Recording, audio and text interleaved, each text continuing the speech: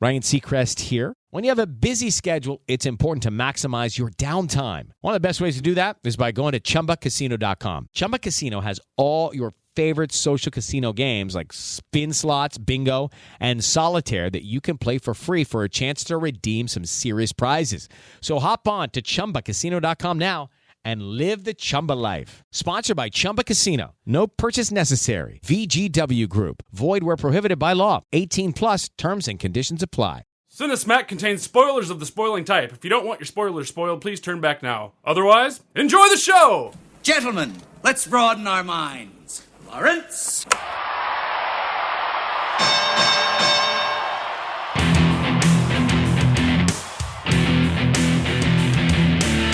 Ladies and gentlemen!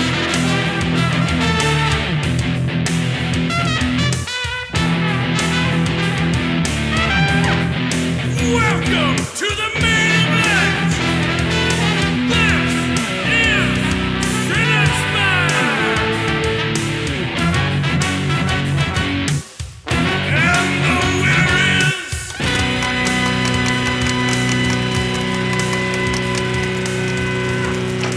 Hello, Cinesmacketeers, and welcome to bout number 150 of Cinesmack, the podcast about films by filmmakers. I am your host, Mike Keeler. Joining me tonight is our panel of award-winning judges.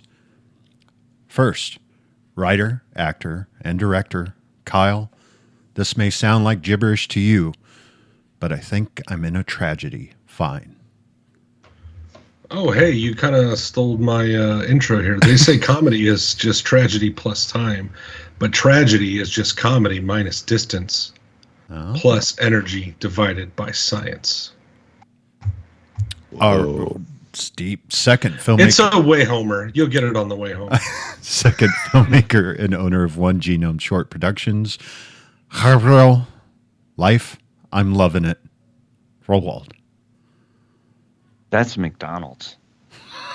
Perfect.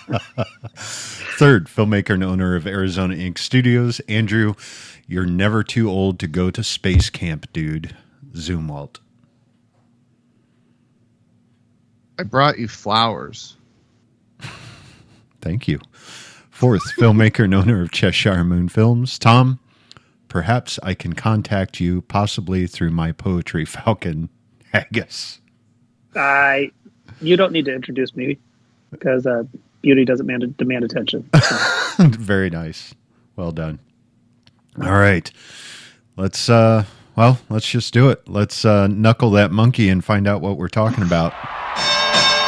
Ladies and gentlemen, magazine managers and IRS auditors, welcome to the main event. Tonight, two fantastical works of fiction fight for our amusement. Which whimsical world will win the day, and which will daydream their way to despair? In the first quarter, from 2013, written by Steve Conrad and James Thurber, directed by Ben Stiller, story Catherine Hahn, Kristen Wiig, and Ben Stiller. A Secret Life of Walter Mitty. In the second quarter, from 2006, written by Zach Helm, directed by Mark Forster, starring Dustin Hoffman, Emma Thompson, and Will Ferrell. Stranger Than Fiction.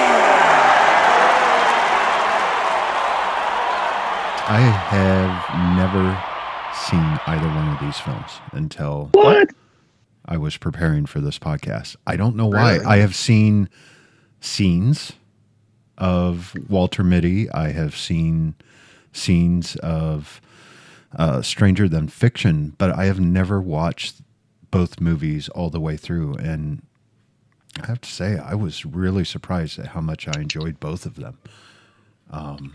So without further ado, let's move on to our first round, which is writing. I was excited about these two movies going up against each other. I saw Stranger Things, 10, 15 years ago when it first came out, and I remember liking it. Walter Mitty is something that kind of came more recently, probably in the last 5 years that I started watching it. And it's become a staple at our house. And my kids are all like teens and tweens, they absolutely love it. They quote it all the time. They love the skateboard scene in Iceland. So it was interesting to have this one movie that I knew inside and out because we've seen it so many times. And then Stranger Than Fiction that I thought I remembered liking. I was surprised at just how moving and how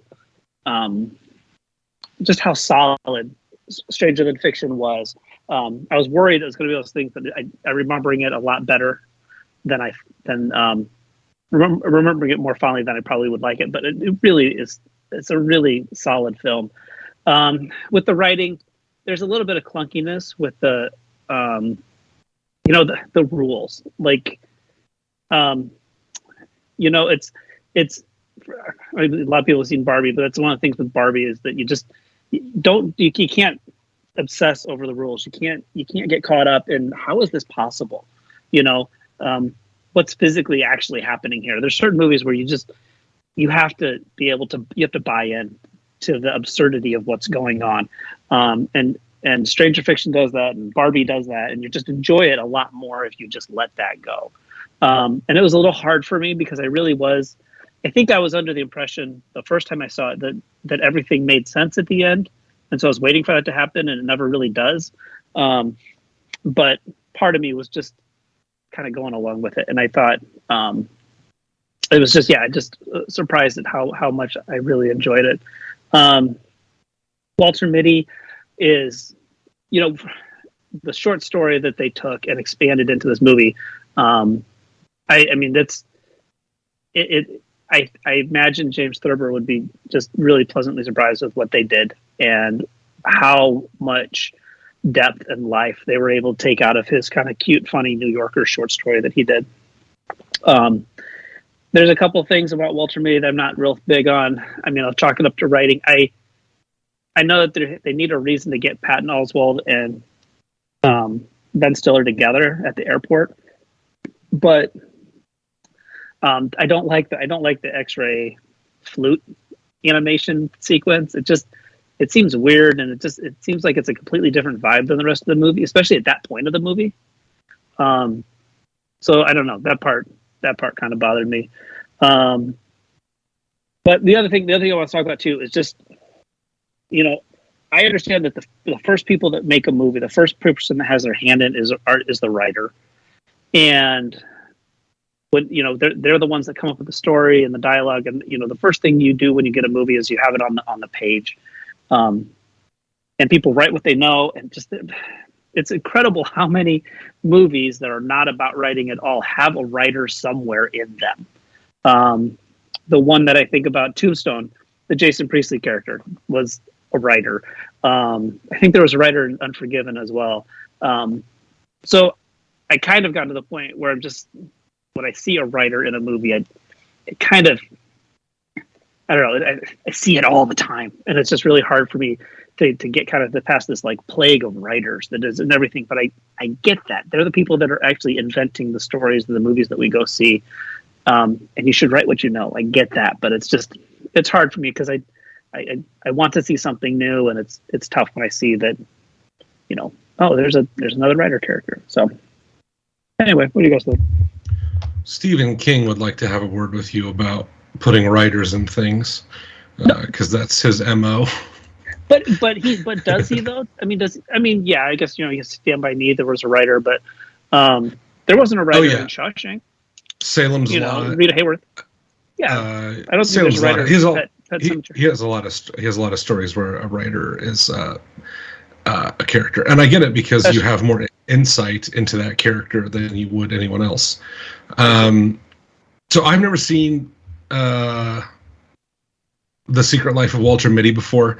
I kind of avoided it because I just thought it looked. I guess I couldn't get my mind around it from the trailers. Stranger Than Fiction is a movie I saw and I didn't really know much about other than I'd heard it's Will Ferrell pretty much playing in a straight role, which I think this is probably the first time he's done that. And I was, like many people back then, a big Will Ferrell fan. I'll preface this and should start this episode by saying I have a very low tolerance for whimsy and kookiness. So it's very easy for me to get turned off by a movie that is too kooky or whimsy or kitschy. But both of these movies have strong through lines and stories. I think they're carried quite a bit by their acting. I think the ideas in the story, especially in Stranger Than Fiction, maybe just by the virtue that there is a lot more maybe structure to it, I guess. It has more of a plot than The Secret Life of Walter Mitty, which, you know, has a very bare bones plot of find a picture, but has a lot of set pieces and beats along the way. I really enjoyed the writing in Stranger Than Fiction. It was unique to me at the time as a movie idea of having this narrator in your head. And it is kind of, we talk about the things that writers do in scripts. It is a little, I view it a little bit as a cheat sometimes by having a narrator, because it allows you to do tell instead of show. And it's kind of a backdoor into doing that. But they don't, other than revealing bits of the plot, which then move the plot forward, they don't really use it to cheat on anything. They're narrating what is happening, and that is part of the story. And other than throwing in the obvious twist that he was soon to die, and that being like an inciting incident on his adventure, well, I guess you could say that's cheating a little bit by bringing that in through narration, but it doesn't feel cheap. So they did a very good job of keeping it that way and not feeling like they were overusing the narration. And again, like I said, I think the acting carries a lot of that with the narrator character as well.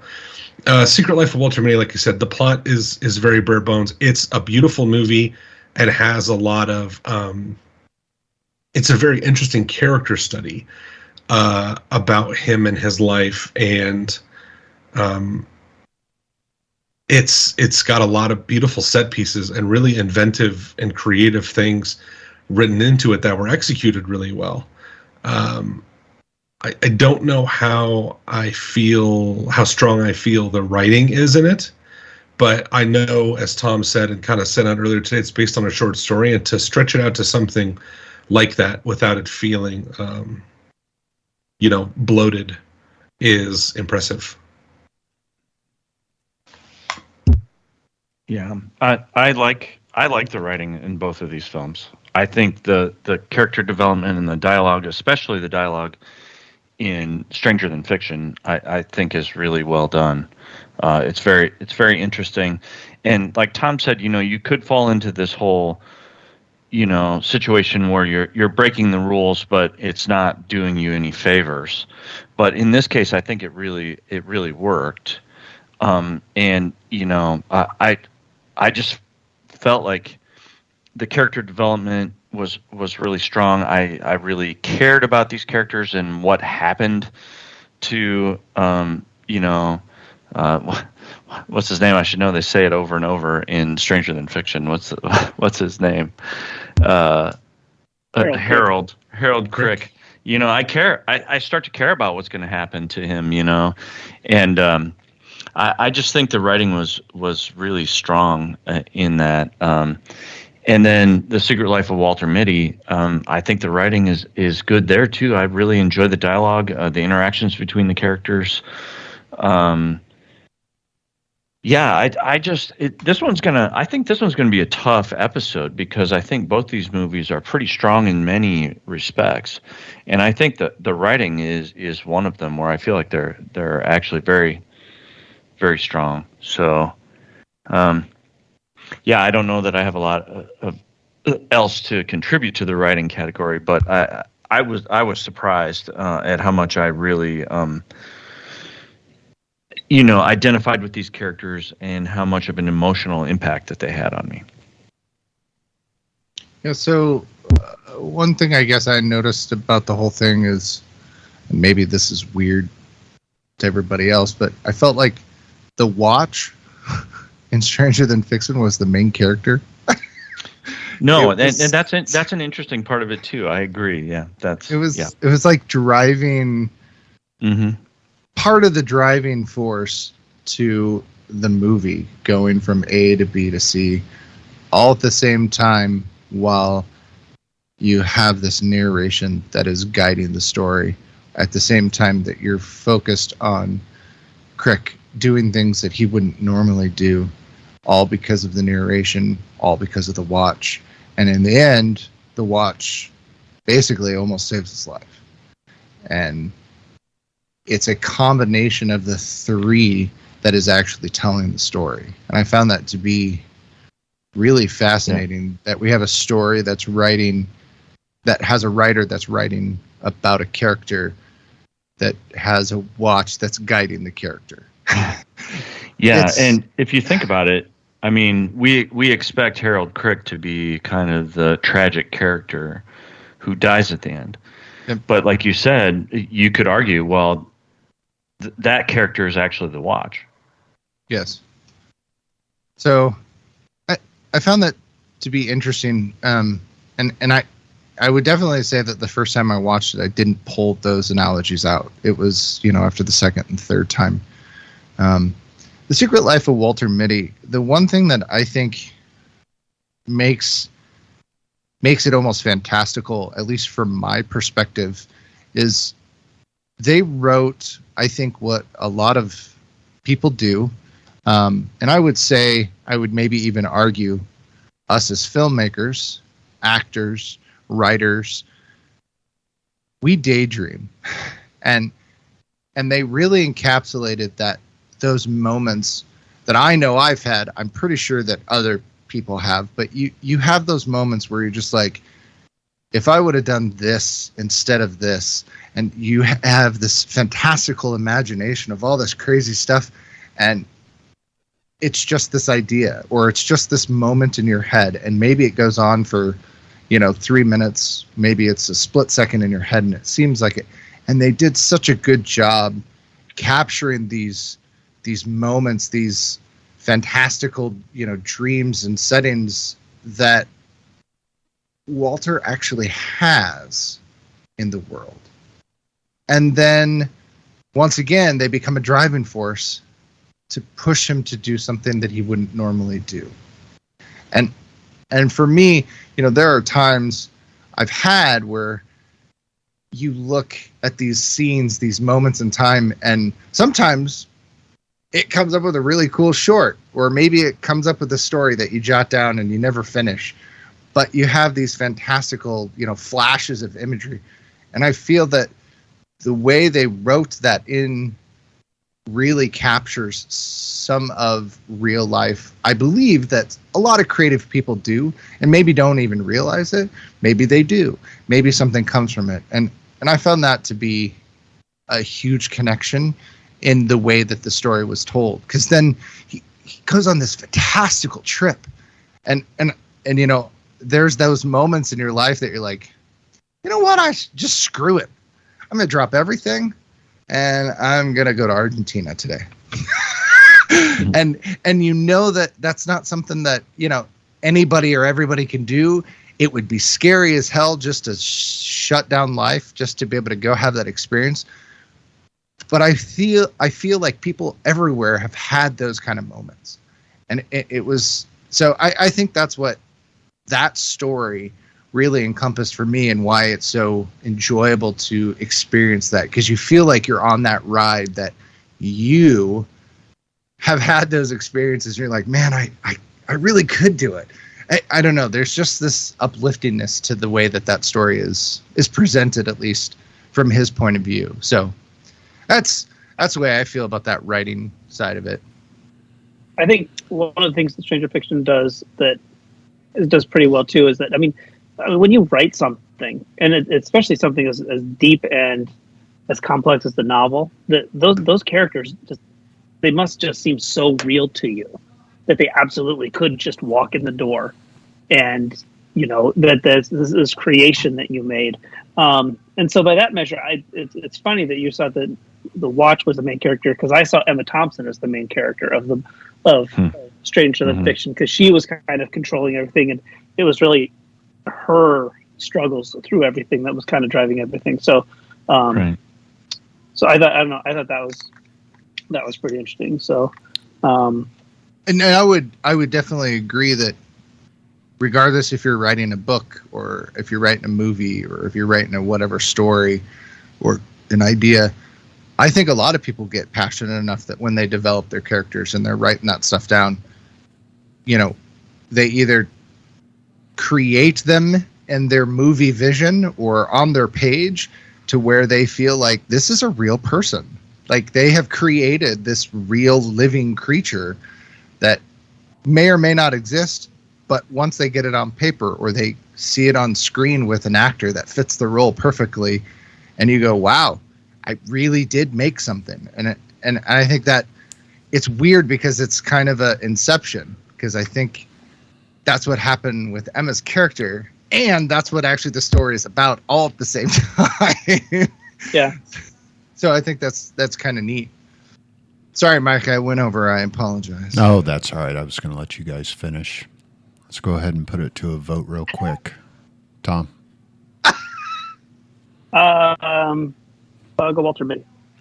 Okay. Gabe? Like I said, this is going to be a hard one. Man, I think both of these are really well written. I really, really liked the dialogue in Stranger Than Fiction, so I think I'm going to go with that, Stranger Than Fiction. All right. Andrew? I struggled with. I'm gonna go with Walter Mitty on this one. All right. And Kyle? I'm going to go with Stranger Than Fiction. Okay. So The Secret Life of Walter Mitty spent quite a few years in development hell. And actually, in our first three categories, there is a very long story about what this film went through. So I kind of cut it up between writing, acting, and directing. In May 1999, New Line hired Chuck Russell to replace Ron Howard and rewrite the script for Walter Mitty. Filming was set to begin in early 2000, but was pushed back as Peter Tolan worked on rewrites. In May 2001, Samuel Goldwyn Jr. sued New Line for breach of contract. Goldwyn claimed that the studio extended their 1995 deal until May 2001, then announced that they wanted to transfer the rights for the remake to another company and have Goldwyn surrender his creative input. In November 2002, New Line was forced to revert the film rights back to Goldwyn and took the property to Paramount Pictures. During pre-production, discussions between Paramount and DreamWorks Pictures on a series of unfortunate events, which starred Jim Carrey, Steven Spielberg, head of DreamWorks, rekindled interest in working with Carrey. In May 2003, Spielberg agreed to direct and brought in DreamWorks to co-finance the Mitty project with Paramount, which acquired DreamWorks in 2006. So that is part one. The last names of all the characters and the bus line and publishing firm names in Stranger Than Fiction are the names of mathematicians, scientists, engineers, artists, etc. Harold is Francis Crick, with Watson and Wilkins found the structure of DNA. Anna, Blaise Pascal, French mathematician and philosopher. Karen, Gustave Eiffel, engineer and designer of the Eiffel Tower. Penny, M.C. Escher, Dutch graphic artist. Dr. Magnus Gustav Mittag Leffler, Swedish mathematician. Professor Jules David Hilbert, German mathematician. The Dr. Gerardus Mercator, 16th century Flemish cartographer. Kronecker Bus Line, Leopold Kronecker, German-born mathematician and logician. Banneker Press, Benjamin Banneker, a free African-American mathematician, astronomer, clockmaker, and publisher. Dr. Cayley, Arthur Cayley, 19th century British mathematician. Even Dave, who has no last names, seems to be a reference to the main character from 2001: A Space Odyssey. Don't touch that, Dave, or whatever. Right. Whatever I wouldn't do says. that, Dave. But I was reading through that. I'm like, holy crap, that's kind of awesome. So it's a fun way to get character names. Yeah, I think exactly. naming characters is probably something that's really hard in the writing process. You know. Well, yeah. You want to come up with interesting and unique names, but you know, it's got to be hard. All right, let's move on to our second round, which is acting. Well, these two movies fall into a category, kind of a little theory that I have, that really good comedic actors are really good dramatic actors first. In order to become a really good comedic actor, you're likely already a really good dramatic actor. And I think because even in a good comedy, there's this self-awareness and this human aspect of it that makes it funny. People can identify with that. They can identify with the awkwardness or the whatever it is in the comedic element. They can identify that in their own lives. And I think both of these actors embody that in these films. I mean, we think of Ben Stiller and Will Ferrell as comedians, first and foremost. And, Will Ferrell does the most ridiculous, stupid characters in movies all the time. And we enjoy that. But I was really surprised and impressed with his performance in Stranger Than Fiction. It was subdued. It was relatable, and I really think it was a great performance from him. And we think of Ben Stiller in goofy, over the top movies. Something About Mary, Dodgeball, whatever. All these just ridiculous characters, and he is very relatable and very likable and very, very human in Walter Mitty. So, and I think that extends to, my little theory extends to other comedians who are great dramatic actors like Robin Williams. And I even think Jim Carrey actually is a pretty good dramatic actor.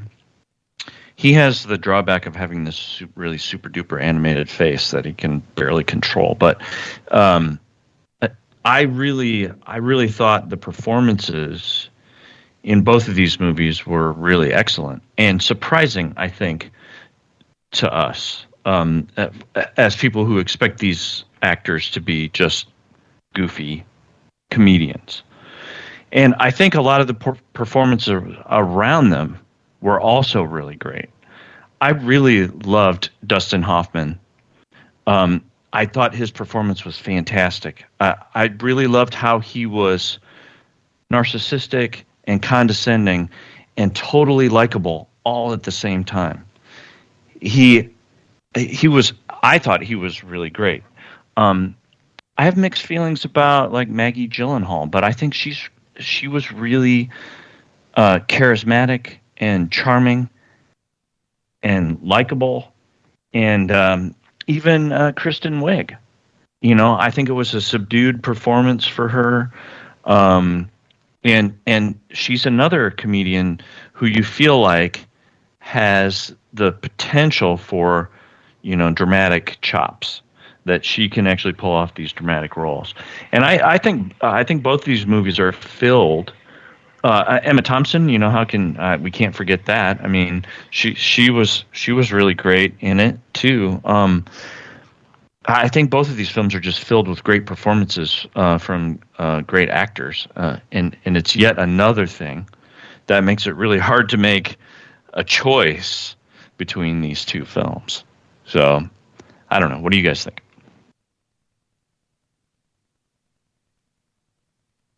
I agree with you. The two that I had written down on mine were Dustin Hoffman and Emma Thompson. I thought it's funny because I hadn't seen Dustin Hoffman in anything in quite a while. I know he's still out making stuff, but it's not stuff on my radar. And I always liked him, but this is such a fun role for him. And like you said, he is still condescending and likable at the same time. Just that whole section about, little did he know. And he's like, I wrote the book on Little Did He Know. It's been a very revealing 10 seconds. I did a seminar. I did a seminar on it. I also love the bit, and I'm going to credit Dustin Hoffman, as maybe it was Mark Forster that came up with it, but when he's kind of being dismissive of Harold and kind of asks him to leave, and he just kind of taps him on the shoulder with the door, like he doesn't slam it on him or anything. and then just like a second later, Will Ferrell just gives the door, once the little did he know, he nudges the door open a little bit. I thought was just a really great bit with a door. And Emma Thompson's character is she's so sad and frustrated, and writer's block is such a bitch, and it's you're just looking for any kind of inspiration that you can, and you never know where it's going to come from, so you try everything. But her whole bit in the ER was her whole section. Where are the people who aren't going to make it? She's so manic and desperate and sad and funny and all at the same time. She is just a brilliant actress. That said, I think what's funny about Walter Mitty is that the actors in that, it's the smaller actors. I mean, I'm not a Kristen Wiig fan at all, but this is probably my favorite movie that she's in because she downplays it so much. But with Walter Mitty, it's the smaller characters that are really, the small characters that have 5 and 6 lines. There's the two guys on the shipping boat. Oh yeah. The captain and his first mate that knows all the American slang is hilarious. The drunk helicopter pilot, he just plays that really well. And those are the characters that I think really sell Walter Mitty. So, and Sean Penn. I mean, I don't know what you think about him. But he's good and everything. He's so good. Yeah. But don't forget, and his don't part forget is so Adam small, Scott. But it's so powerful. Oh yeah. Like who can play? He can play such a smarmy, so good at being an asshole. Like he is so good at it. Yet he can also be this really caring and really likable guy in other things. It's great.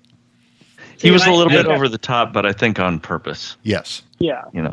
I got to know him in Parks and Rec, and so it was really hard for me to buy this performance because he seems like such a nice guy on Parks and Rec. But I just I think like when you see Sean Penn in a movie, that he's only doing it because he wants to do it. Like Sean Penn is only going to get involved in a project if he believes in it, which I think it's commendable. He doesn't seem like he needs to work for a paycheck anymore. So I don't know, just him being in it kind of validates the movie too. Yeah, I would definitely say that, watching Will Ferrell almost for the entire movie, not be goofy, not be over the top, not be literally anything but a normal character. And the fact that he did it so well and it seemed so natural. And, his interaction, and I think part of it is, I don't know if it's age and just what now what we know of Will Ferrell, being older. And I don't know, the chemistry between him and Maggie seemed weird to me. It always has, but at the same time, it seemed to work somehow. I don't know. It was just, there was something almost awkward, but yet made sense.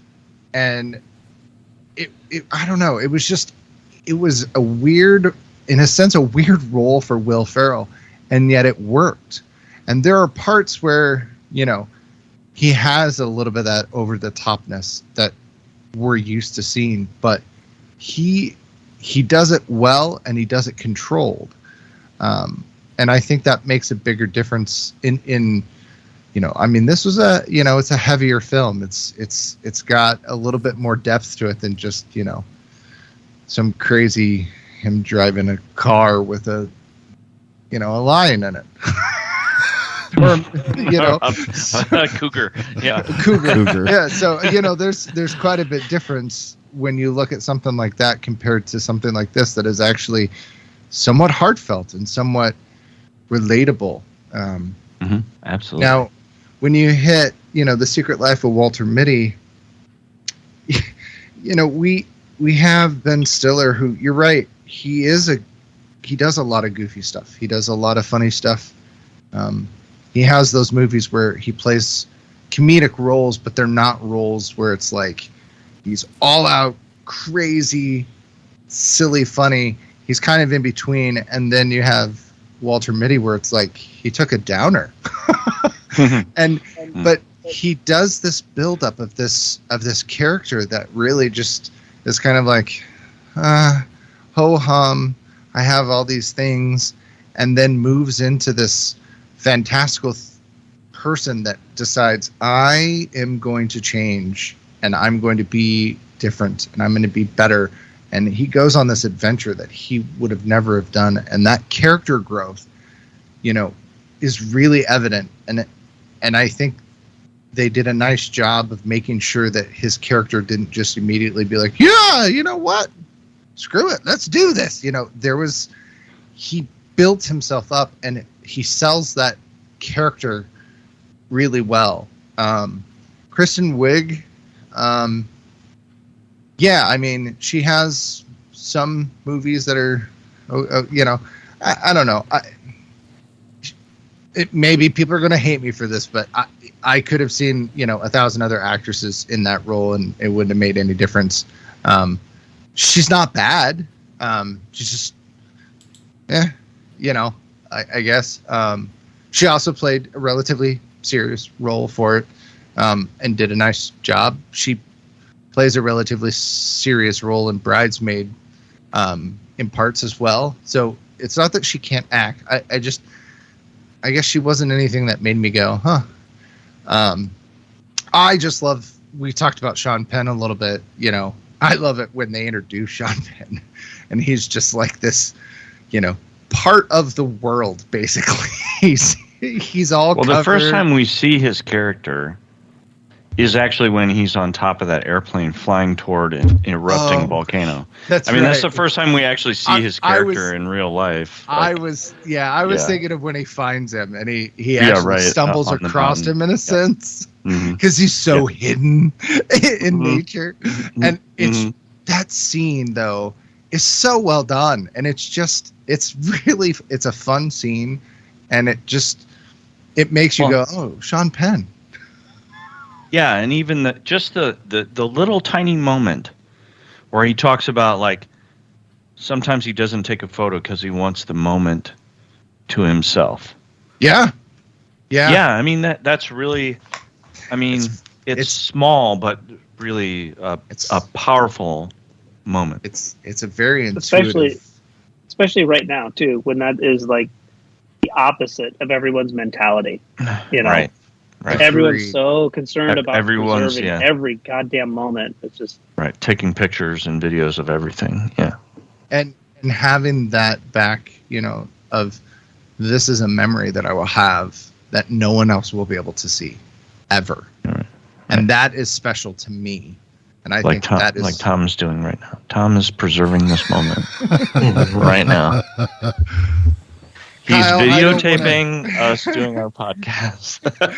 That's okay. Brevity is my strong point. When I saw Sean Penn and listened to him talk, I was like, man, this is Spicoli if he got his act together and grew up. He's like super into nature, and he's like, yeah, man, I'm just enjoying this moment out here, and he's just playing soccer. Like, that's just Spicoli if he got his shit together. Dustin Hoffman was great. I loved his character. I could watch a whole TV show where he just helps people who have narrators in their head. I would love that. I like Ben Stiller. I have loved Will Ferrell for a very long time until I saw Holmes and Watson in the movie theater. That movie can fuck right off. That's one of the worst movies I've ever seen in my entire life. But yeah, it's cool to see these guys do something different. And someone mentioned it earlier. It's really cool to see comedic actors do serious roles, and they transition to it much easier than the opposite way around. And I think that comedy is just an acting skill, and it's a great one to hone your chops, and it teaches you a lot of improvisation. And I think that's great, and it helps these people immensely. I was really surprised at how Will Ferrell never had an outburst, really. I was waiting for one of his Gator don't play that shit or any of his, like, I was just waiting for that one moment where they're like, oh, we got Will Ferrell in this movie. Let's have, 45 seconds of him doing whatever. He was close. He was close. He never was knows close that. Yes, he was close with when he was like destroying the lamp and going crazy in his apartment. He was close, but he didn't quite get there. But it was never right. It was never to that level, which I was really surprised they showed that restraint. I think we got to give a lot of credit to the women in these movies. Kristen Wiig for pretending to be interested in a guy who she basically just sees nod off like Mitch McConnell most of the time. And then... The Secret Life of Mitch McConnell. So in Mitch McConnell's head, he is skateboarding in Iceland. Conservative Wonderland. Yeah, he's on a shark, but he's, suitcase gets eaten by a shark. Anyways, I thought Patton Oswalt was god-awful. He gave one of the most unconvincing performances of a human being I've seen in a very long time.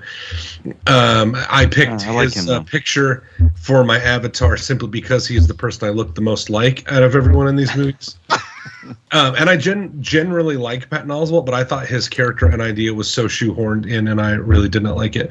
And props to Maggie Gyllenhaal for making you also think she could be in love with this absolute nerd dick IRS agent. Only in a fiction would Maggie Gyllenhaal bone that guy and his sweater. She can bake me things anytime she wants. Oh, really?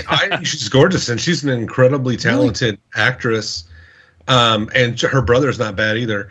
But it's just like to me on both of those. Do you mean like he's both gorgeous and a good actor? I think social norms constrain bisexuality a lot more than actual desires do. So yeah, I would gladly disappoint Jake Gyllenhaal if that's what he's in. He's a handsome son of a bitch, and he's super funny and seems like a genuinely nice guy and is really fucking talented. He's an incredible actor, and if he wanted to, I'd give him the worst night of his life. That's all I'm saying. But I think it's part of these movies that gets shoehorned in, right? Is that they have a love interest, and you're just kind of like, man, you got to really be believable because these guys are so doofy and like they're so bad at humaning. You have to like believe, and I think in Stranger Than Fiction, it's slightly more believable because he becomes more and more like her and sees her side of things, and she kind of brings out, the story brings out a different part of him, and he's discovering a different part of him, and it kind of brings them closer together. And The Secret Life of Walter Mitty, she never sees any of the incredible things he does. She just hears about it on the phone. But yeah, her being interested is I mean, good on her for making me believe that. All right. Let's put it to a vote, fellas. Gabe. Yeah, another tough category. I'm going to go with Stranger Than Fiction, mostly because of Dustin Hoffman. And also, I really like the performances from Will Ferrell and Maggie Gyllenhaal. All right. Andrew? I'm going to go with Stranger Than Fiction on this one. Okay. Kyle? Yeah, Stranger Than Fiction for me, too. Okay. And Tom? Stranger Than Fiction for Emma and Dustin. Yeah, I forgot Emma. That's a good call, Tom. Dame Emma. Is she a dame? She is a dame. Get the hell out of here. I didn't know that. While filming Stranger Than Fiction, Will Ferrell wore an earpiece that fed him Dame Emma Thompson's narrative lines in order to assist the other cast members in reacting more naturally to Ferrell's seemingly non-sequitur lines. That's awesome. That's a good idea, actually. It's a very good idea. Okay, part 2 of development hell for Walter Mitty. Paramount wanted to start filming Walter Mitty on December 12th, 2005, despite lack of a financial budget, because they would lose the remake rights if they didn't start filming before December 20th. Owen Wilson dropped out in October 2005 over creative differences. The Hollywood Reporter speculated that Walter Mitty began to falter after Paramount failed to cast a female lead to star opposite Wilson. Scarlett Johansson had reportedly emerged as the frontrunner after screen testing with Wilson earlier in October, but a deal was never signed. Paramount executives Brad Gray and Gail Berman decided to put Walter Mitty in turnaround in November 2005. Samuel Goldwyn Jr. found favor at 20th Century Fox. In May 2007, it was announced that Mike Myers was attached to star in the title role. Jake Hogan was hired to write a new script specifically tailored for Myers. At one point, Will Ferrell was considered for the role of Walter. Yeah, that'd be interesting. I would have loved if he's in both of them, because then you have all these theories about how they're good. Right. And also, Patton Oswalt has said that he was one of the script doctors on Walter Mitty. Why didn't he write himself better lines then? Wow. I don't know. You know, I know you give him a bad time, but he works at eHarmony, man. I mean, yeah, which is why I don't believe he gives a shit about this nerd. I think I don't know. It's just got to be like the worst telemarketing job ever. But it takes a special person to, I don't know, sell love. So it does take a special kind of person to sell love. I've been to jail for selling love, so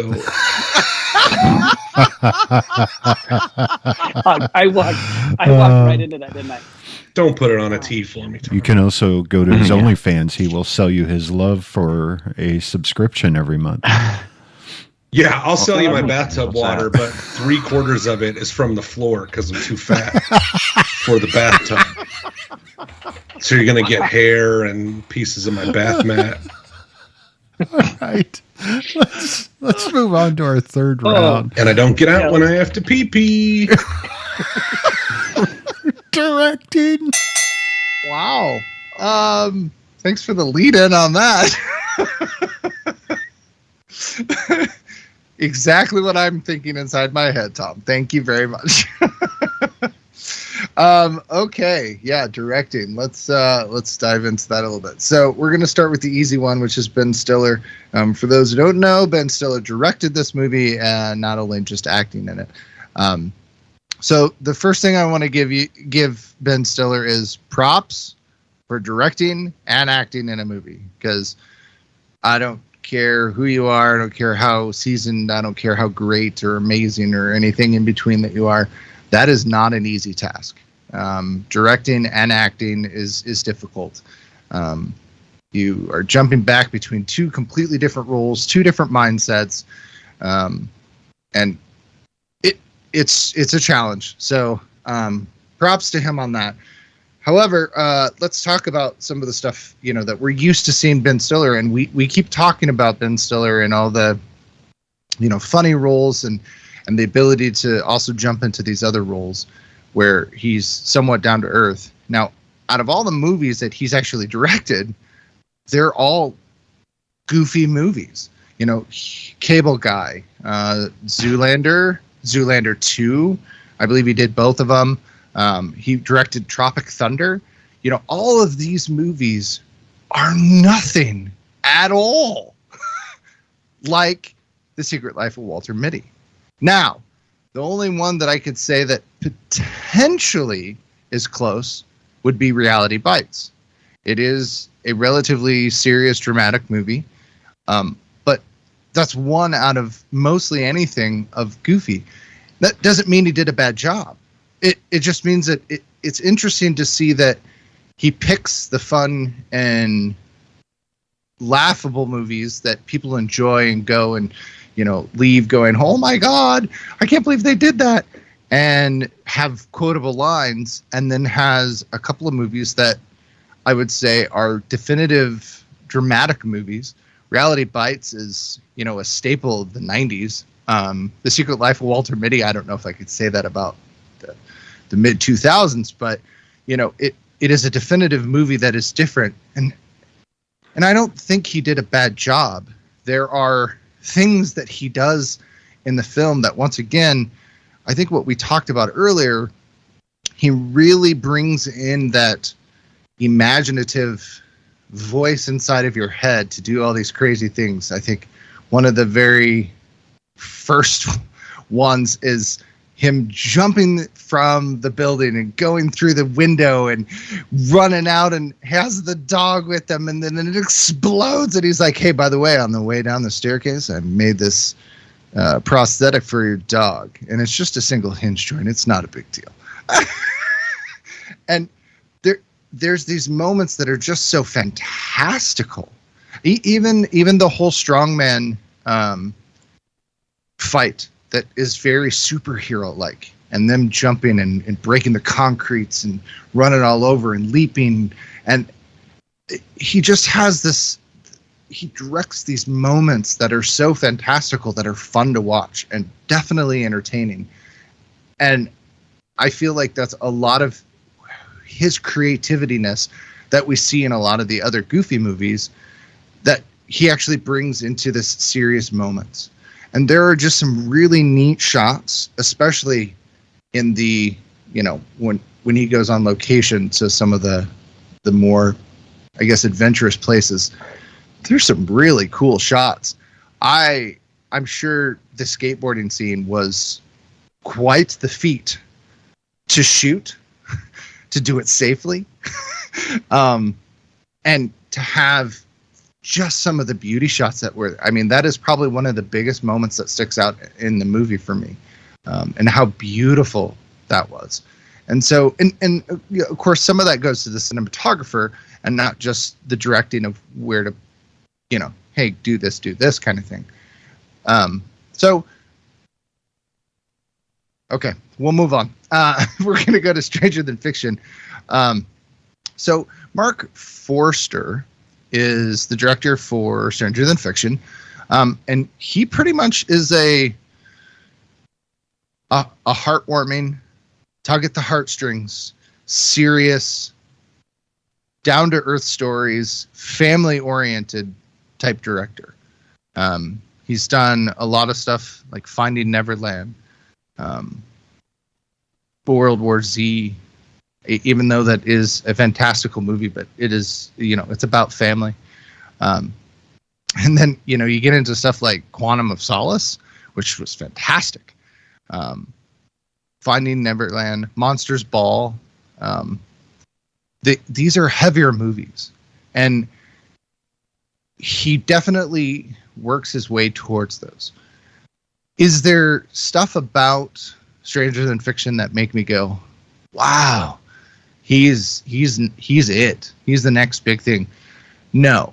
He does a competent job of telling the story, and he makes the engagement that I would expect to see from the story that he's trying to tell.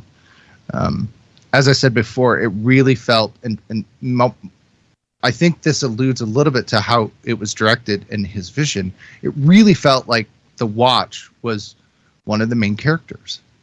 And it's difficult to pull in a non-animate object and, add a personification to it that makes it a character. And I feel he did that effectively, because that's one of the things that I pulled out of it. Yeah, I don't know. What excitements do you guys have? You're going to make me sick, Tom. All that spinning. Sorry. No, you're fine. Yeah, if you haven't seen A Man Called Otto, that's another one that Mark Forster did. And again, very family-based, very heartstringy. It seems like he really has that niche in with that, and that's maybe one of his strong suits. So, I don't know. I Knock agree me down. I think the cinematography on Walter Mitty is absolutely stunning and beautiful. It's because it almost it really reemphasizes that just get off your ass and get out and see the world, and think about all of the beautiful things that you'll see. Why are you watching this on a movie? You can go see them for yourself. And I mean that was kind of the big takeaway for me. I think to the point where you're talking about his fantasies, what's really great about the fantasies is that they're crazy and they're over the top, but the real life stuff is just as amazing and fun to watch. The diving, the jumping in the ocean, and the skateboarding down the volcano. I mean, it's and they're even more so because they are actually happening. One of the things I just want to know what you guys think about it too. So the scene on the bus with Anna and Will Ferrell's Harold Crick, when they're on the Flex bus, and she's like on one half and he's on the other, and so the bus is going around corners and it's kind of bending and shifting, and I can't decide whether or not I like it, because it's creative, and I'd never seen that before in a movie where the everything it's stuff in the foreground staying put, but the stuff in the background is kind of moving left to right. It messes with your perception when you're watching it. And I don't know if Mark Forster was just on a bus one day and was like, I'm going to shoot a scene on one of these weird buses. But yeah, I don't know, that part kind of stuck out to me.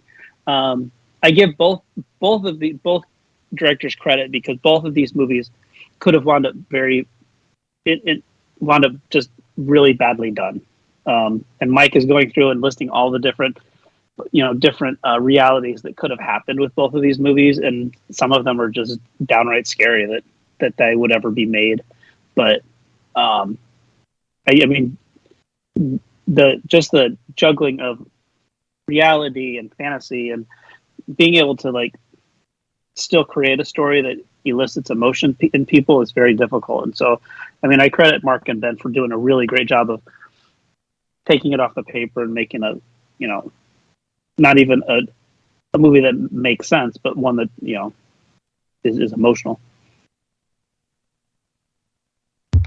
Yeah, it's never easy to take the role of being the lead actor and directing a movie.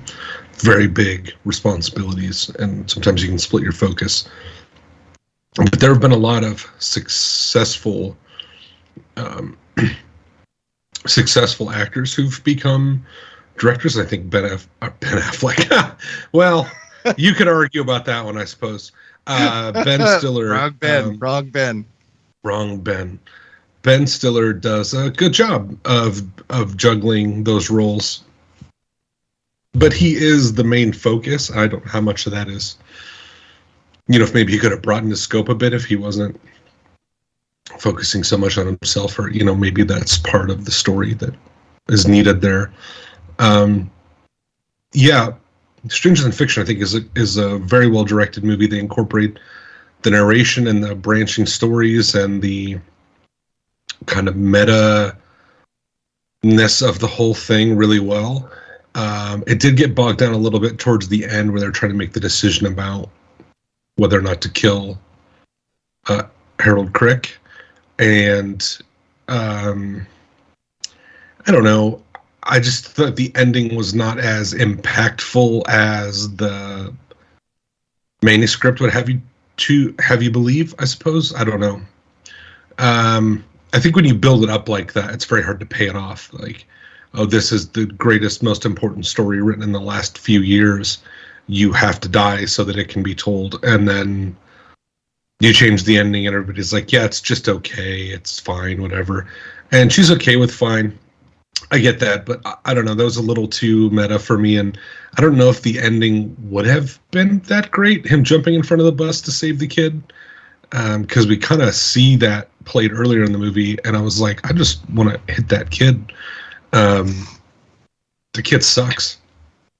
I don't know. It's going to happen sooner or later. I mean, you save him now, but he's going to go in front of another vehicle sooner or later. Kids need to learn what we were taught as kids, and not to come out in between two different cars. It's dangerous, and we need to teach that again. I agree. Did you feel? I mean, there must have been some discussion when they were making the movie whether or not to actually kill Harold Crick in the movie. I can't imagine that was. I mean, I don't know. I feel like it was a little bit of a cop out that they. Yeah, a little bit, and I think too that the movie has such a meta feel to it, with the narrator existing and the character being a figment of her imagination. And I get that in some of these movies you have to just let this stuff exist, because if you start dissecting it, it falls apart. Like, did she think of Harold Crick 45 years ago when he was born? Did she think of his life as a child, etc.? Or did one day this guy just show up at the IRS and have a job? Like, how powerful is she? And then there was this idea I was coming to at the end where there might be a twist when she's talking about the screenplay, that we would learn that she had written herself and the whole affair into the book. And that would have been kind of interesting, but that's not the route they chose. I was kind of waiting for that twist. But as far as the directing, I mean, the shots in Walter Mitty are very cool. I think Iceland gets a lot of the heavy lifting for some of that, just because it's so beautiful and picturesque. It's like Lord of the Rings. Obviously, very beautiful movies, incredibly well shot. But when the natural background looks like that, like, come on, like, fuck. Me and my shitty Samsung could make that look very pretty. It's that's not the hard part. But yeah, I liked both these movies, and as I said, I have a very low tolerance for whimsy and kookiness. And these movies really dangled at that edge sometimes, but I stayed connected to them more with Stranger Than Fiction.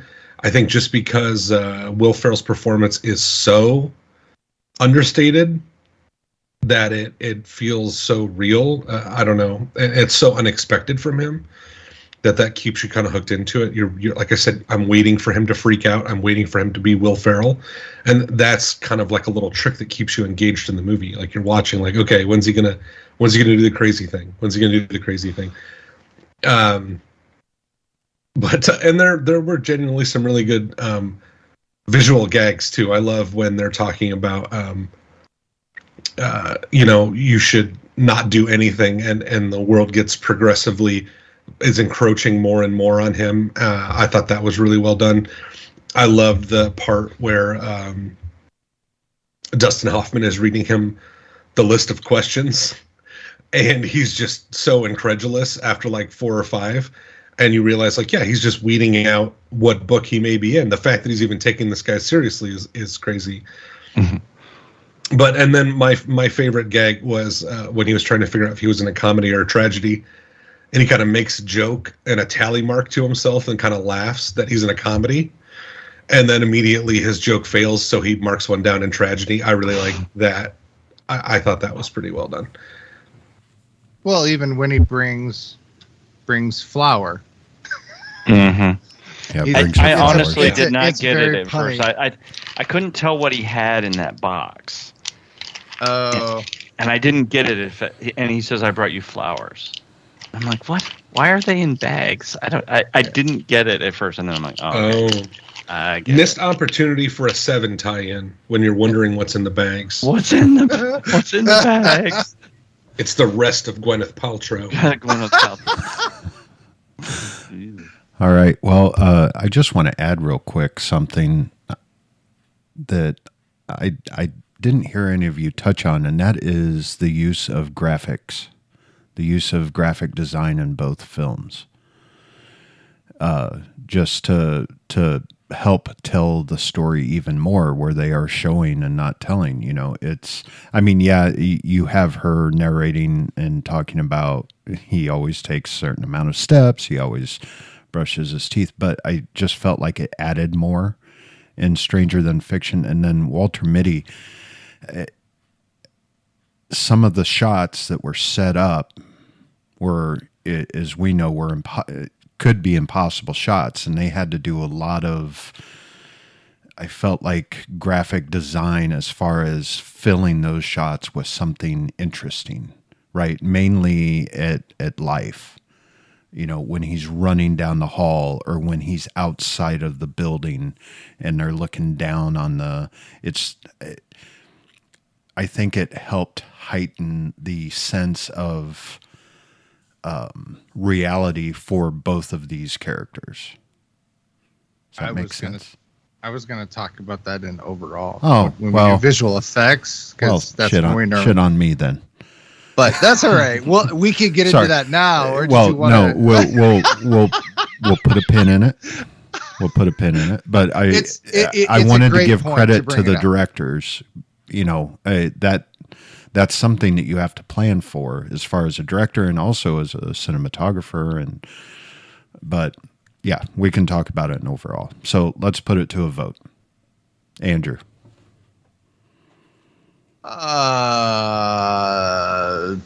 I'm gonna have to go with The Secret Life of Walter Mitty because of just the shots and everything else in it.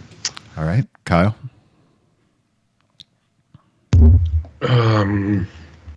Man, this is a hard one.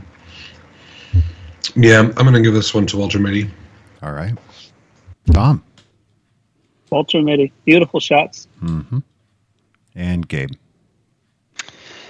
Yeah, I'm going to go with Walter Mitty as well. I think Ben Stiller really juggled the acting and directing thing quite competently. Oh. So, yeah, great movie. Thank you for the segue. In April 2010, Sacha Baron Cohen was attached to star in the lead role of Walter Mitty. Later that month, Steve Conrad was hired to write the screenplay. Again, another writer, with Gore Verbinski announced as director in June 2010. In April 2011, it was announced that Ben Stiller had landed the lead role. In July 2011, it was announced that he was also due to direct the film due to Verbinski's involvement with The Lone Ranger. I don't know. Sacha Baron. Yeah. Who made the better choice there? There is no real directing trivia for Stranger Than Fiction, except that writer Zach Helm also wrote and directed Mr. Megorium's Wonder Emporium, starring Dustin Hoffman. Mm-hmm. Mm-hmm. So there you go. And that is the end of development hell for Walter Mitty that started clear back in 1999. Wow. Wow. Just wow. This is also the end of our rounds because this is the fourth and final round overall. I know someone in this group wants to talk a little bit about music. I'll start by saying Will Ferrell should never play guitar or sing again. That was terrible. I don't know what that song is. It's not in my my world or my wheelhouse. But if you're learning guitar, don't you always learn Wonderwall or Smoke on the Water or something like that first? Seems a weird choice to be your first song. I wish you would step back from the ledge, my friend. That's of a very certain age of people who would learn that song first. Yeah. Yeah, you look at these things together. You talk about the writing and the acting and the directing. I think they form very cohesive stories, and that's a thing. Tone is something that I talk about quite a bit, and these movies have it and maintain it throughout the whole thing. The kind of whimsical nature, the daydreaminess of Walter Mitty, along with some of the stark boringness of the character, interplaying with the daydreams and the beautiful shots, and his life changing. Both of them have very similar arcs for the main character, I think, or at least similar arcs for the main characters to come out of their shell, to stop being so in their head, to get over. I think more in Walter Mitty, it's like things from your past to get over and to get on with your life, move on, and make peace with things. But and I think for stories of that nature, they do them well.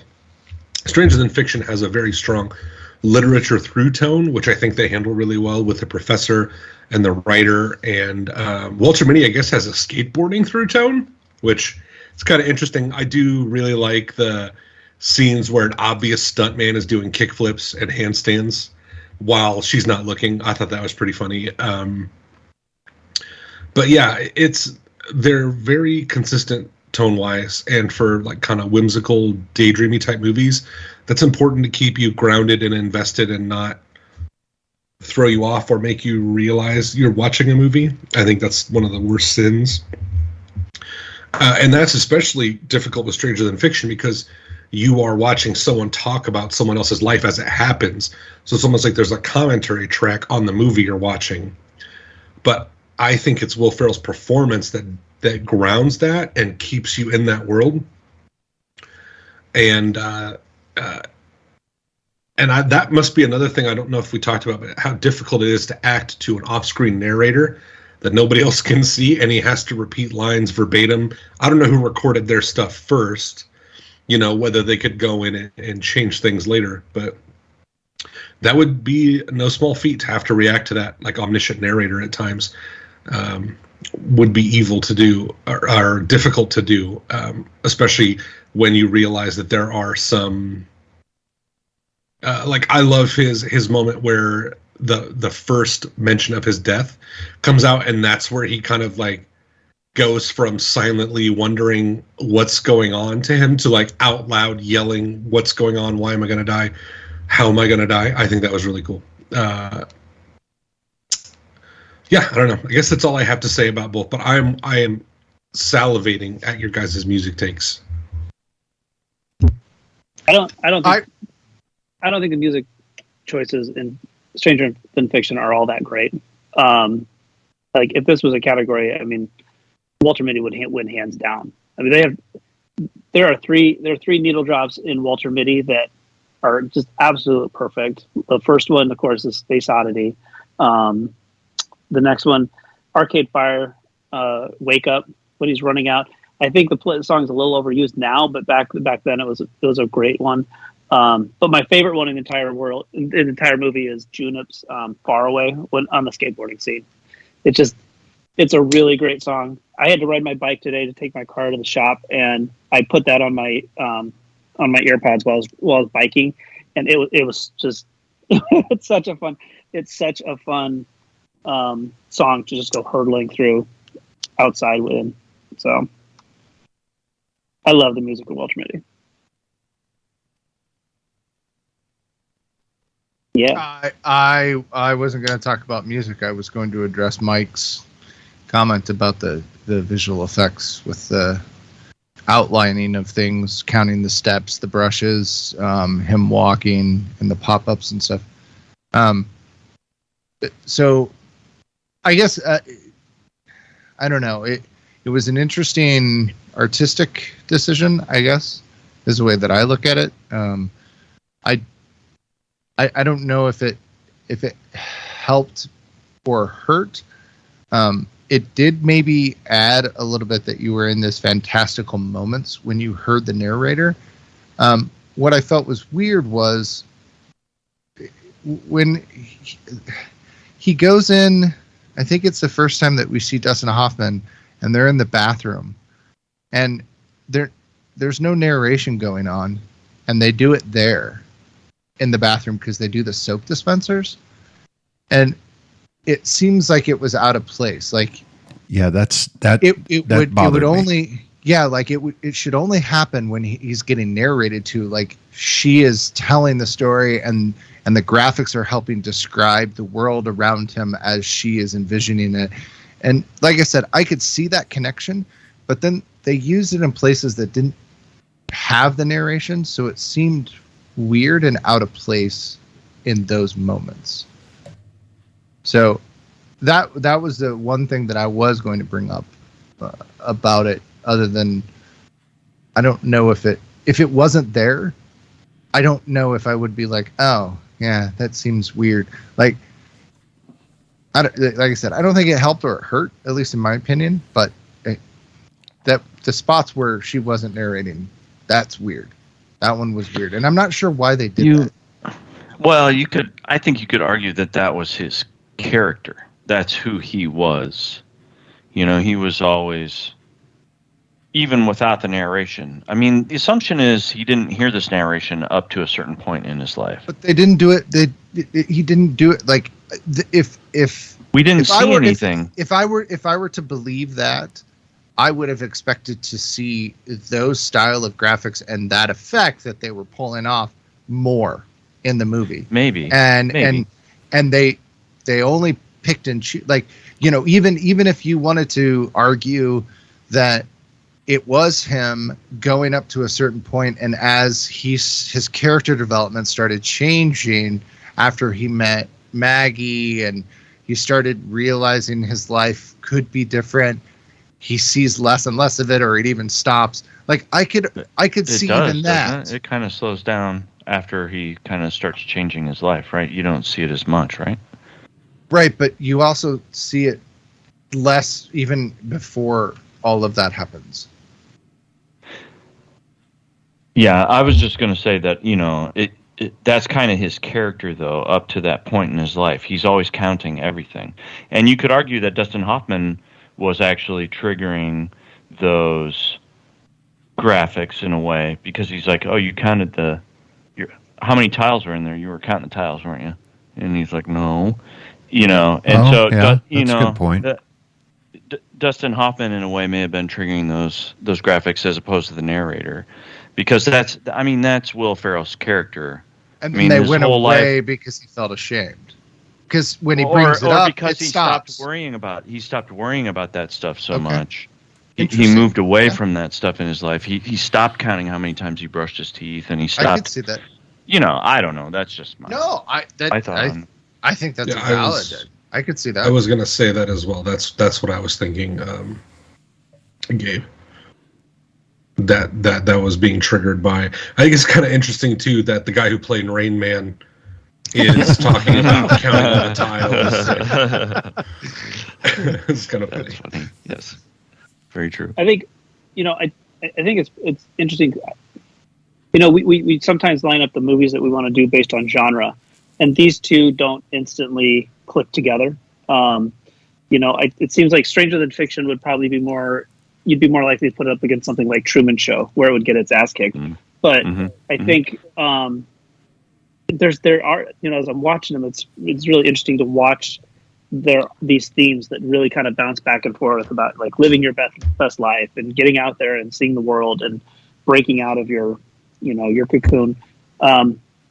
One of the things, though, is that, you know, because we use genre sometimes when we're mad, you know, we do 2 horror movies or 2 Christmas movies, but these two don't fit into a genre. And Stranger Than Fiction talks about that at length in the movie, about, is this a comedy? Is it a tragedy?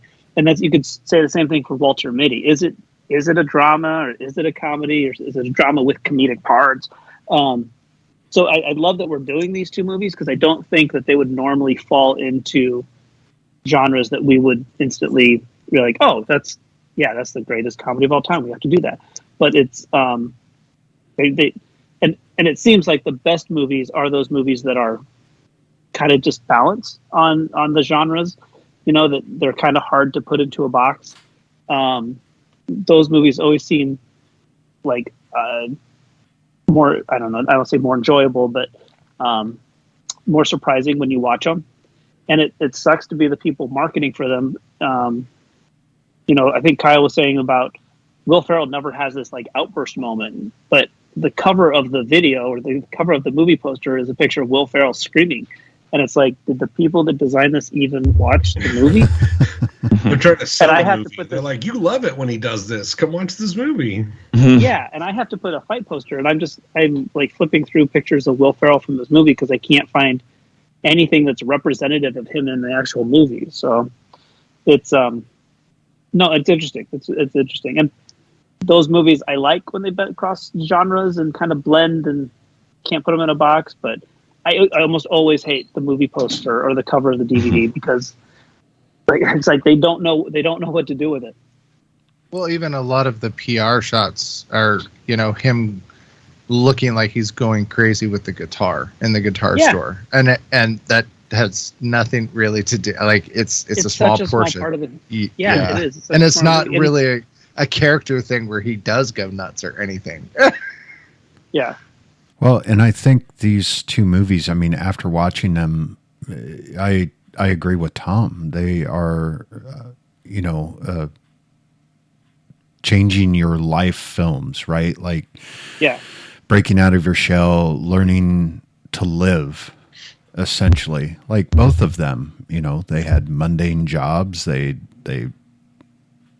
just existed, did their jobs, and went home, and that was it. And they both realize there's more to life. There's, you could almost say these are their,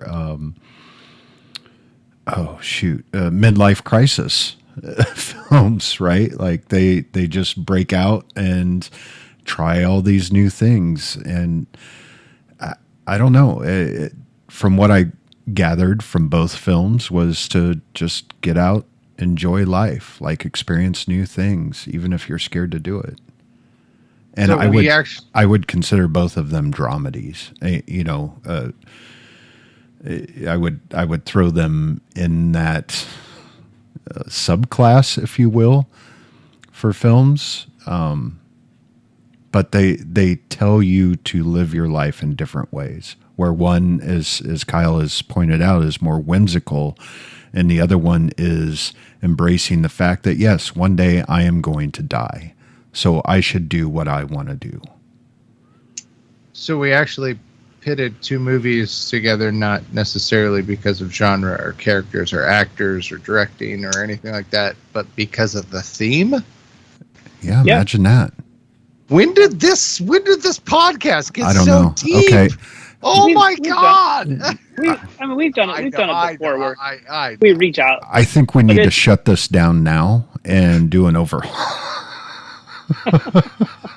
You know what? I'm looking at the two we're doing next month, and we're right back on track. It's all right. Yeah, that is very true. Holy we are smack. Do I have to watch them? Yes, absolutely. I'm the host. I don't have to watch. You and I both have to watch them, Tom. You and I both have to watch them because I'm a judge next month. I'm the host. I don't have to watch it. You guys are going to. That's right. You are the. They're amazing. I'm not going to watch shit. I hate horror movies. All right, off track. Off track. That's why I volunteered to host. But I don't know. I had never seen either of these movies all the way through. Like I said, I'd caught moments of them, and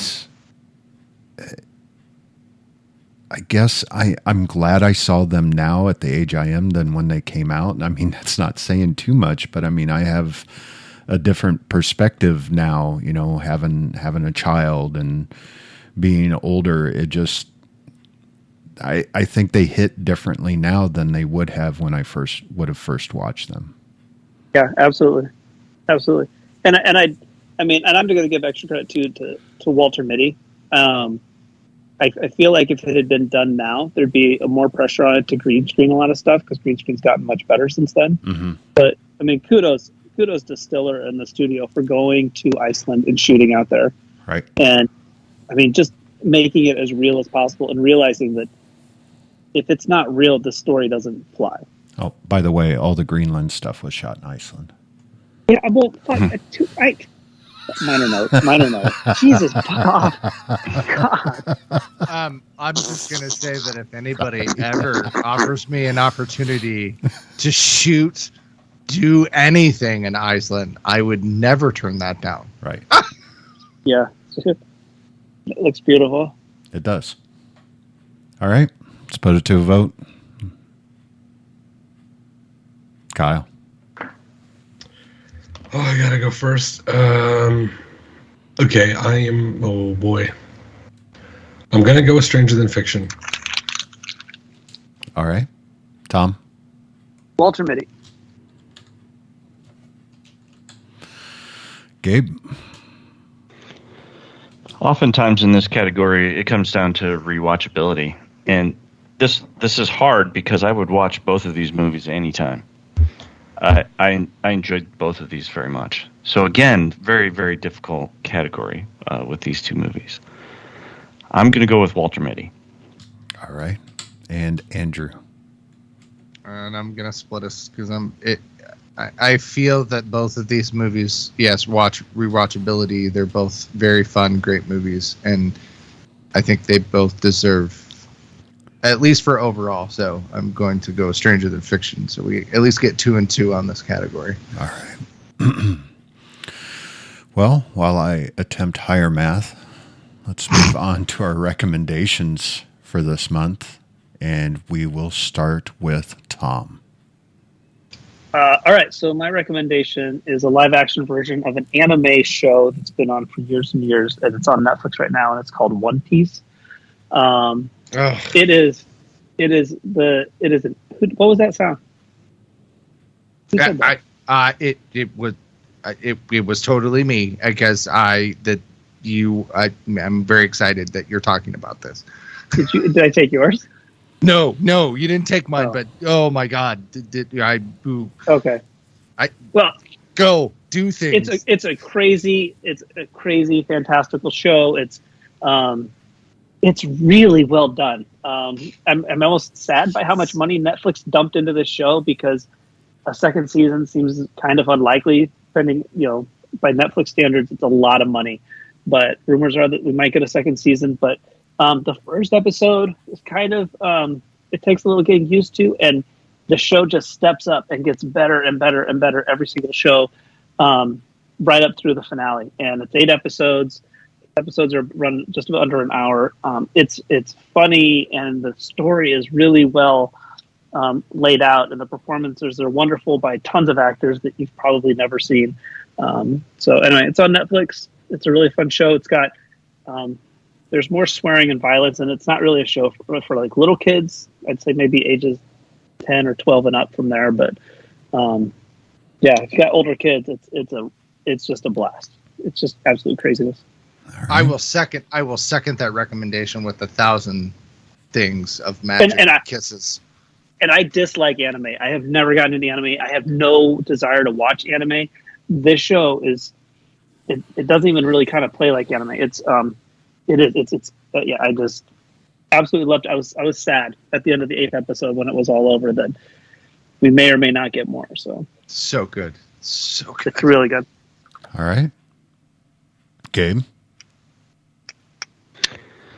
Well, we've done 150 episodes now. Yep. And it's really... Oh.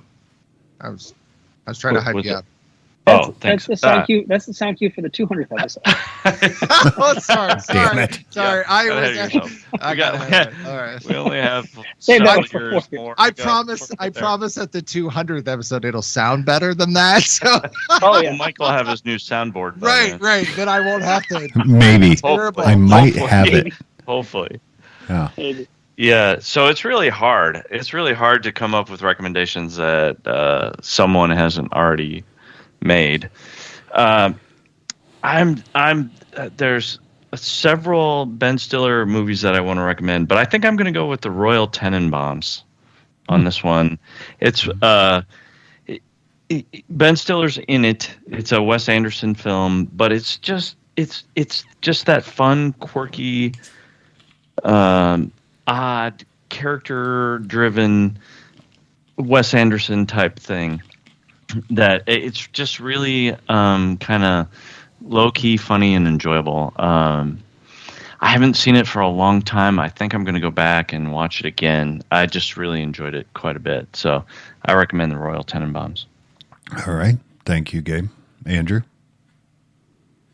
I'm actually going to go off of our theme of funny actors that we normally see in outrageous comedies or goofy situations who end up acting in a normal movie. And this one is Jim Carrey. Now, I know a lot of people will think The Truman Show, but there is actually another movie that is lesser known that Jim Carrey did that is, first of all, it's very heartwarming. It's sensational. It hits home, especially for us as movie makers. It's love at first bite, isn't it?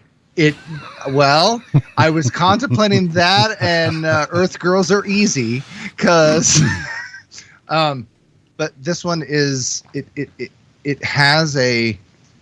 just has that heartwarming love kind of feel to it, and I believe that it's probably one of Jim Carrey's best films that he's done as a serious actor, next to The Truman Show.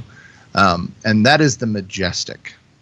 And so if you have not seen The Majestic, I highly recommend it. It's super. Yeah, Kyle, you popped it right on. And it's such a good film. And it was one of those that I watched Jim Carrey and I'm like, wow, Jim Carrey has some amazing acting chops. And it really shines a light on some really good acting, some really good storytelling. And it's a really heartwarming story, especially for filmmakers. So I think some of us may be filmmakers in this podcast. A couple of us. Maybe, yeah, a couple. Yep. So highly recommend it if you haven't seen it. Allegedly. All right. My friend's an extra in that movie. Is really? Yeah, she was. She was one of the townspeople in that. So. No way. That's amazing. Yeah. Such a good movie. All right. Kyle. All right, yeah, I saw that one coming when you started talking about that. I was like, yep, I know what he's going for. All right, so it has been 18 episodes since we got a double recommendation. Andrew, could I get another one of those cool air horns? Wah, wah, wah, wah, wah, wah. Perfect, thank you. That was the cool one. That was the cool. Wait. That is Donald Duck getting a blowjob in a bathtub? Or a Blumpkin. So late. Nailed it. All right, I'm going to give a double recommendation, one based on an earlier discussion we were having about Greta Gerwig, which I don't think was on the podcast. It was not. But I did see a movie with her in it. And as we know, Tom loves horror movies, and it is now September, which means it is officially Halloween all the way until Christmas.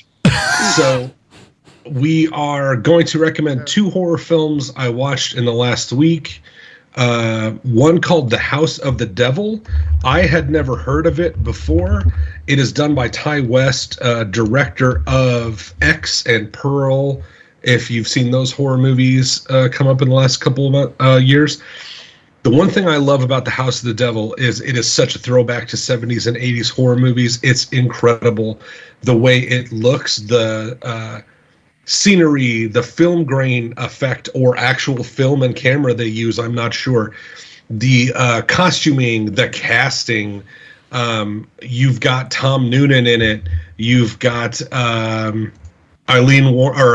Warrenoff in it. Greta Gerwig makes an appearance, and then there is another actress named Jocelyn Donahue, who I don't know who plays the babysitter. Of course, these old horror movies all have babysitters. But it is worth the watch just to see It is such a love letter to the late 70s, early 80s horror movies. And it's got Greta Gerwig in it. So check that out. The other one I'm going to recommend, it has a cameo by the director of The House of the Devil, Ty West, and it has a horror film called You're Next, which has such a cool twist. I don't want to say anything about it. I don't want to spoil any of it. It is Home Alone for adults, but the house is full of people. It's great, and it has such a really fun twist in it, and it's funny, and it has a great act. It has an actor in it that I just immediately pointed at and goes, he was in Dumb and Dumber, and that's the only reason I know who that guy is. There's really no one in that movie you would know, although the two movies, The House of the Devil and You're Next, share an actor in a major role, and the director of one makes a cameo in the other. So it's very incestuous. But check it out, The House of the Devil and You're Next. Tom, I'm looking at you, biggest horror movie #1 fan of the podcast. and I would say, Kyle, that Pearl and X have very 70s, 80s horror vibe to them as well. Yes, very much so. The House of the Devil does it in such a way that it's like, is this some old tape someone found of 40 years ago and they remastered it? Oh, nice. Because it's done really, really well. All right. Please stop telling people I like horror films. They send me memes and like, hey, you want to go to the movies? It's like October is. Just please stop. So to reiterate, Tom is a big anime horror movie fan. This is my last show. I know I've said it before, but I mean it.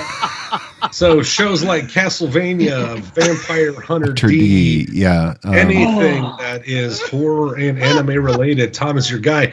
Tom, I am sorry to tell you, it is still 48 days until Halloween. You're just gonna have to hold on a little bit longer. 48 more sleeps. Evil Dead. I just like Halloween. Whatever.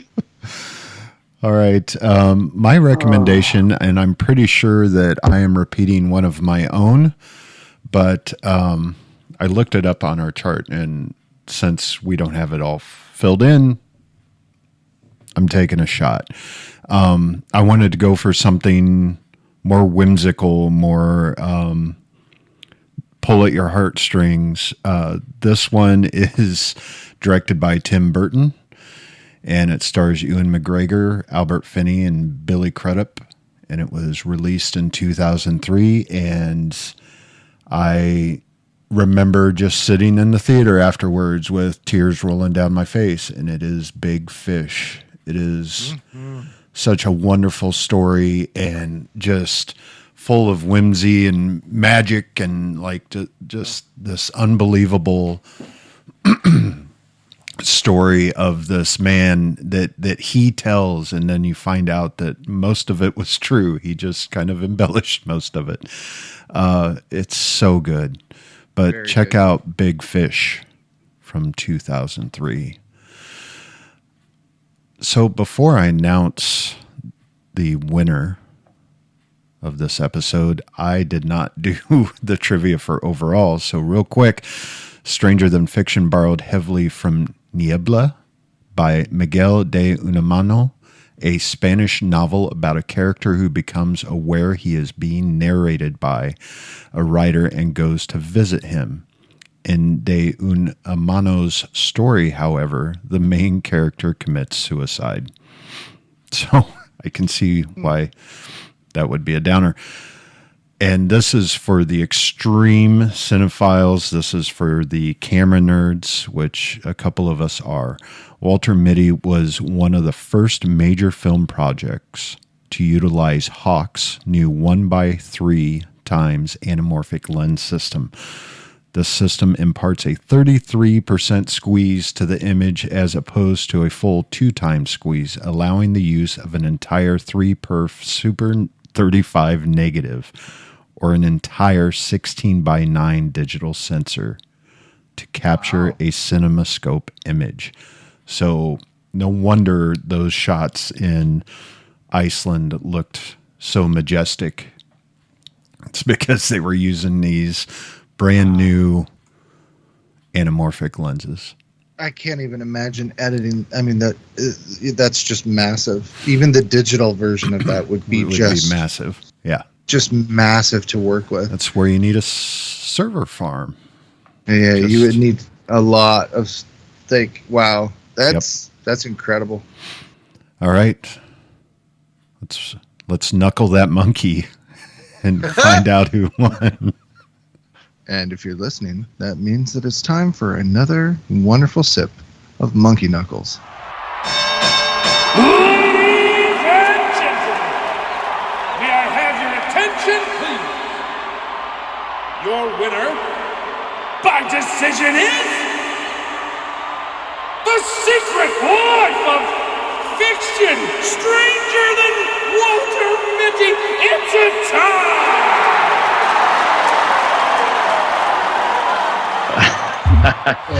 They deserve it. That's deserved. They deserve it. I like a tie. Yeah, I like a tie as well. I agree with everything you guys said about these films. I'm actually going to buy the Blu-rays of them just so I have them, so I can hopefully one day show Liam and maybe make him want to go out and skateboard down an Icelandic volcano while playing a guitar. I thought you were going to say something. Someday I can show Liam and our new one that's on the way. No. Oh God, no. Please. Why? What have you heard, Andrew? What have you heard?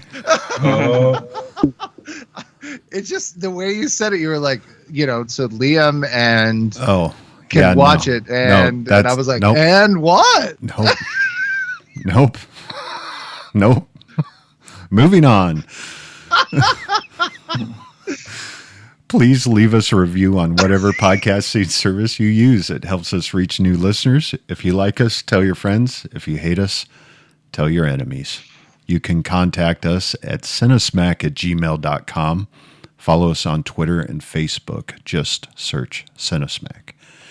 And if you want to listen to an unedited version of the show, you can catch us live on Twitch whenever we record an episode. In October, 2 final frightening flicks will try to fillet each other as Jason Goes to Hell, The Final Friday, takes on Freddy's Dead, The Final Nightmare. This will be Tom's favorite episode of the year. My God. Oh my God! You know what? Happy Halloween! Just tune in because this is what Freddy and Jason they love. They love torturing and hearing streams of pain from people. Because this is going to be impossible for me. But I'm looking forward to introducing 3-minute rounds. So talk fast, gentlemen. For Kyle, Gabe, Andrew, Tom, and myself, thanks for listening, and go catch a flick. This has been a test of the Southsider Studios podcast system. This was only a test. If this were a true lack of entertainment, your head would explode. Go to iTunes and subscribe to our feed. Just search Southsider Studios. Every day when you log into ChumbaCasino.com, the ultimate online social casino, you get a free daily bonus. Imagine if you got daily bonuses in other parts of your life. I chose French fries over loaded French fries. I asked Stuart from accounting about his weekend, even though I don't care. I updated my operating system without having to call tech support. Collect your free daily bonus at ChumbaCasino.com now. And live the Chumba life. VGW Group. No purchase necessary. Void where prohibited by law. See terms and conditions. 18+.